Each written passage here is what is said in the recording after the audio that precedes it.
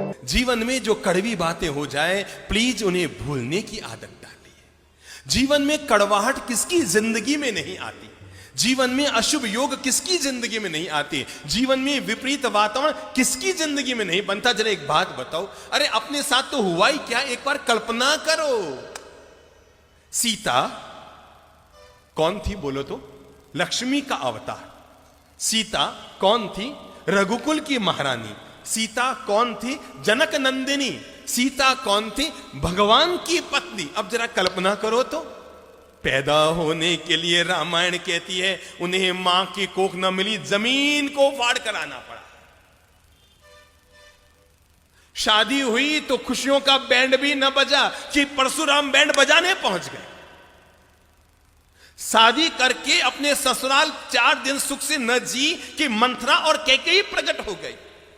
पति का साथ निभाने के लिए जंगल में गई तो रावण प्रकट हो गया। रावण के चंगुल से निकल कर आई तो अग्नि प्रकट हो गई। अग्नि परीक्षा में निकल कर आई तो धोबी प्रकट हो गया। दिमाग लगाओ, दिमाग लगाओ सब लोग, हर भाई हर बहन अपनी जिंदगी को एक बार तोल लो कि अगर मुसीबतें जिसे हम जिंदगी में कहते हैं, अरे हमारी जिंदगी में मुसीबतें आई क्या है। हम में से कोई दावा नहीं कर सकता कि मैंने सीता की जिंदगी में जो मुसीबतें आई उसका 1% में मुसीबतें जिंदगी में झेली। हम में से कोई पुरुष दावा नहीं कर सकता कि जितनी साधना में तकलीफें भगवान महावीर ने उठाई उसका 1000वां हिस्सा भी हम में से किसी ने नहीं झेला, किसी ने नहीं झेला। पर जरा देखो तो सही, मां की कोख नहीं, परशुराम आ गया, कैकेयी प्रकट हो गई, रावण प्रकट हो गया, अग्नि प्रकट हो गई, धोबी प्रकट हो गया। सीता को फिर वनवास जाना पड़ा। रघुकुल की महारानी को, भगवान की पत्नी को, लक्ष्मी के अवतार को अपनी संतानों को जन्म देने के लिए किसी ऋषि के आश्रम में जाकर शरण लेनी पड़ी। हमारी हालत उससे बोलो अच्छी? शाबाश, बहुत अच्छी। हम में से हर महिला के साथ ऐसा नहीं हुआ जैसा सीता के साथ हुआ। पर मैं आपको यह बताना चाहता हूं, इतना कुछ होने के बाद भी सीता के मन में शांति थी, चेहरे पर मुस्कान थी और अंतर मन में औरों के प्रति पवित्र भावना थी। मैंने इसलिए कहा, जीवन में बुरा वक्त तो कभी भी किसी के साथ जीवन में आ सकता है, लेकिन बुरा वक्त आने के बाद भी जब वो वक्त बीत गया, हो गया सो हो गया, जो बीत गई सो बात गई, तकदीर का शिकवा कौन करे, जो तीर कमा से निकल गया उस तीर का पीछा कौन करे। उसने आपकी जमीन दबा ली, नो प्रॉब्लम, जो मेरा है वो जाएगा नहीं और जो चला गया वो मेरा था ही नहीं। किस बात को लेकर मन में विषाद कर रहे हो और किस बात को लेकर मन में पीड़ा कर रहे हो।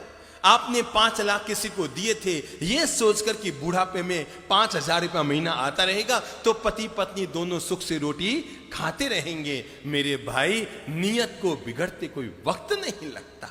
बड़े बड़ों की नियत बिगड़ जाती है और सामने वाले ने आपके 5 लाख दबा लिए। चिंता मत करो, ऊपर वाले की व्यवस्था बड़ी गजब की होती है। वो 99 द्वार बंद करता है, तब भी जिंदगी में एक द्वार जरूर जरूर जरूर खुला रखता है। 99 बंद द्वारों को देखना, इसका नाम है विषाद, और खुले एक द्वार की तलाश करना, इसका नाम है जीवन का प्रसाद। भूल जाओ, किसी ने आपके साथ गलत व्यवहार किया, कब तक उसकी गांठ मन में बांधे रखेंगे। किसी ने आपके 2 लाख डुबो दिए, अरे रुपये गए सो गए, कोई दिक्कत नहीं, आपकी नींद और चली गई, आपकी शांति और चली गई, आपकी मुस्कान और चली गई, आपकी सुख की रोटी हाथ से चली गई। रुपये गए सो गए, जाए भाड़ में। अरे सबके रुपये जाने ही हैं। आदमी जन्म लेता है ना तो लंगोट मां पहनाती, उसमें जेब नहीं होता, होता है क्या? और आदमी मरता है ना तो घर वाले कफन उड़ाते हैं, कफन में जेब नहीं होता।